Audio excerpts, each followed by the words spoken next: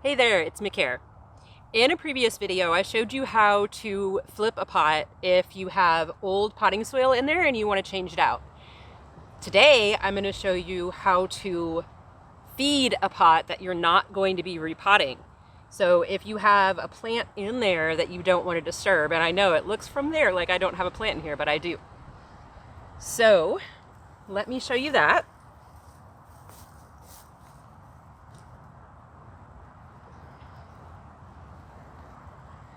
So if you can see, there's some little spots that are trying to come up. And I can tell you from the smell of this that this is orange mint. My tag fell out, but this is, ugh. That's definitely orange mint. Even the soil kind of smells like orange mint. So I'm just gonna get a little of that off the top. Just some of the crustiness that's been through all the weather. I could come in and trim this little stem that's sticking up, but I'm not worried about it right now. And I know that it's got plenty that's trying to come up. The roots are alive and the plant is making new. So all I'm gonna do is feed it with vermicompost. So this is 50-50 vermicompost and potting soil. I only mixed it together because my vermicompost got rained in and it was really, really wet. And I want to be able to distribute it easier. But it was about one McCare handful of vermicompost. So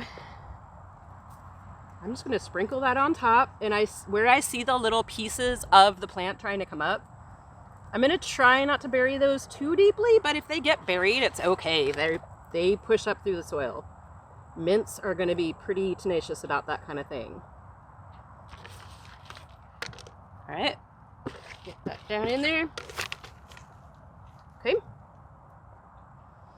Put that on top, and then I'm just going to mulch it. And this is just going to help it retain some water, protect anything that's going on in there. We do have another couple of frosts coming. We should not have another hard freeze in our forecast, but this mint plant has been outside all winter. It has held rain and snow and ice, and it's been down to 18 degrees and it's still okay. So I gave it some nutrition. I gave it some mulch to cover up the top, and then I'm just going to water it in with vermicompost and mycorrhizal fungi. Remember that your mycorrhizal fungi help it regulate its water. So if I happen to overwater it, which is pretty hard to do in a fabric pot, but if I did, or if I neglected it, the mycorrhizal fungi is going to help it balance out its water needs, and it helps it take up nutrition.